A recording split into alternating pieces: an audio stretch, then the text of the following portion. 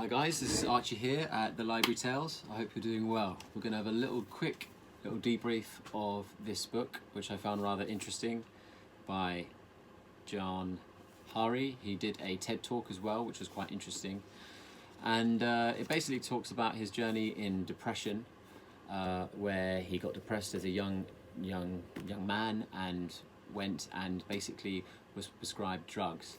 And this is his 10-year journey about how he started to realize that it was not the drugs or the antidepressants that he needed, but really there was a lot of things in his life and society as a whole, unmet needs.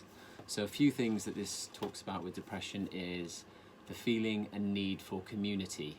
In our society, it's very individualistic in the Western world, and in the Eastern world, it's much more universal. So there was actually a picture put with one unhappy face in the middle and everyone happy around them, and an Eastern child was asked, who's happy here, or what's everyone happy, is everyone happy? And they said everyone is happy because most people in that picture were happy, whereas Western children, the same picture, they would say he's unhappy, because they were focusing on the individual, the individualistic tendencies that we've grown. Another thing is intrinsic and extrinsic values. So in here he talks about how society and the media, don't listen to the TV, turn off the medias.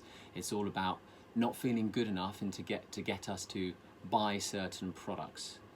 So he says if you focus on the intrinsic things, friends, family, how can you help others, giving time, speaking to people face to face, and real communication and authenticity, this is going to help you on your journey to being the best version that you can be.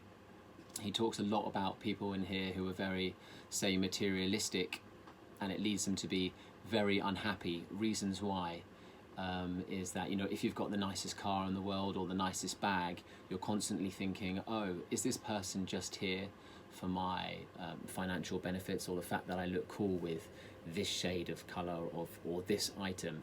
And that can be quite depressing.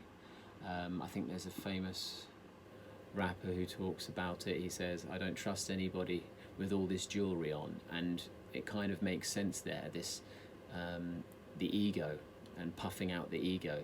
So he also talks about going back to the tribe. So in that sense, our brains haven't been developed enough for this individualistic society. And he says if you go back to the tribe, in a sense that if you try and have a collective group of friends and family that you reach out for, and have similar, people that you can bond with, similar interests, this is really going to sort of help you. He says he has bad days, especially he blames society to an extent that they're not giving us, we have unmet needs. He also said, interestingly, in his TED talk, that if you put a rat in a cage and there's nothing to do, just one rat, and you give him water and heroin water, the two choices, that rat will take heroin water until it dies. But if you put a rat in a rat park with lots of other rats, lots of games, lots of fun, lots of relationships, lots of intimacy, and you give them water and heroin water, they will very, very rarely take the heroin water. So I think is what he's saying here, and is what I'm trying to permit in my life a bit more, is to try and live your life in it like a festival. Obviously we all have boundaries, restrictions, responsibilities, but in the sense, if you could live your life like you're in a festival, where you're reaching out to people, trying to contact, being in touch with the inner child, having fun, trying to do activities together, dancing, music, connection, yoga, for example, or even things, you might not be into that, climbing or chess, board games, but trying to just feel like you're a real person in contact with other people, And if you are depressed, that may be very difficult because, you know, we can isolate and want to go into the cave and then come out only when it feels right. And sometimes we don't always have that luxury.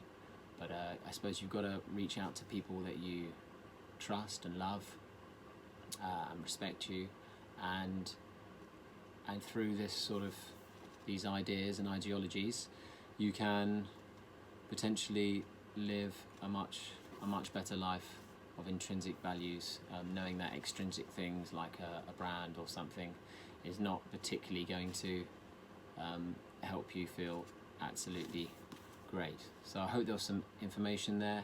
Let me know if there's another book that you're of interest and I might get reading. Alright, subscribe.